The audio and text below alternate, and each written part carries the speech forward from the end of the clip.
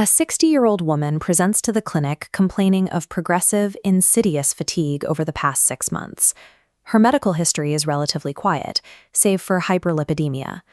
To manage this, she has taken a daily dose of simvastatin for the past 5 years. Her physical exam reveals a single, highly specific finding: hepatomegaly, or an enlarged liver. However, her sclera and skin are entirely anicteric, meaning she shows zero signs of jaundice. Simvastatin is metabolized primarily in the liver and can, in rare cases, cause direct hepatotoxicity. Suspending the medication seems like the logical next step, but focusing on the statin alone can distract from a deeper, silent pathology. Her AST is 175, and her ALT is 192. These moderate elevations rule out acute viral hepatitis, which typically surges past 1,000 units. But further down, her serum ferritin level is measured at a massive 1,625 nanograms per milliliter.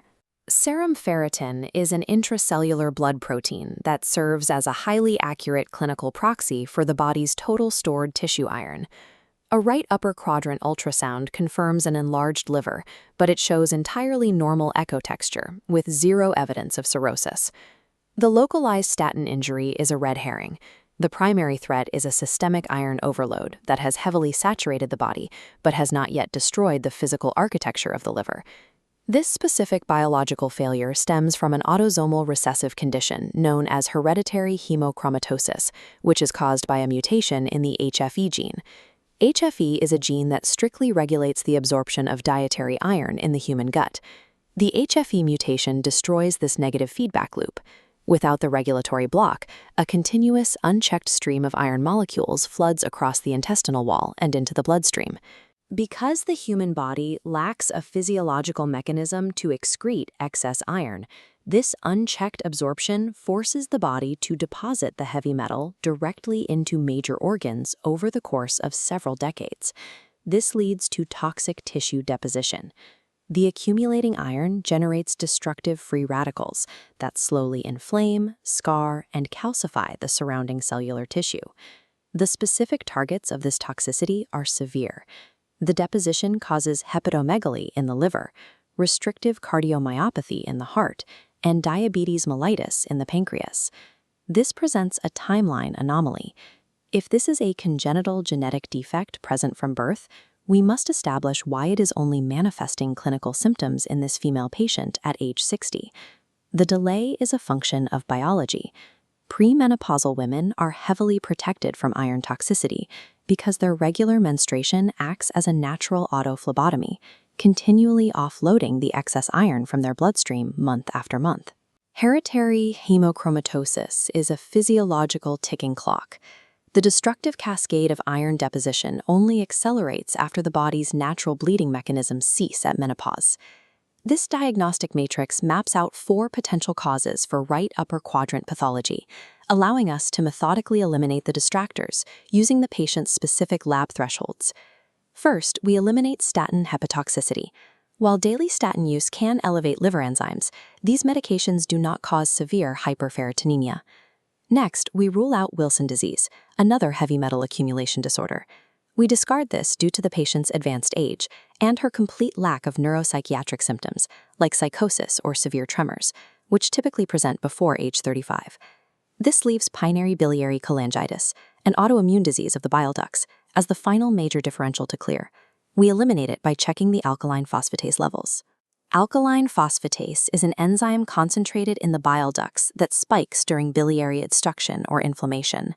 Because the patient's levels are entirely normal at 90 units per liter, the bile ducts are clear. An extreme hyperferritinemia combined with hepatomegaly, thoroughly isolated from other confounding hepatic markers, leaves hereditary hemochromatosis as the only biologically viable diagnosis. Definitively confirming hereditary hemochromatosis requires a specialized genetic test to identify the specific HFE mutations.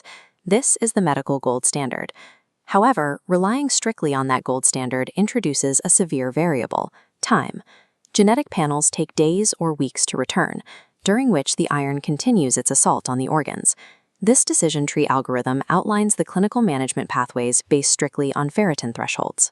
Patients on the low-risk pathway with ferritin measuring under 500 can be safely assigned to periodic lab monitoring while their physician waits for the genetic confirmation to arrive. The protocol sharply diverges on the high-risk pathway.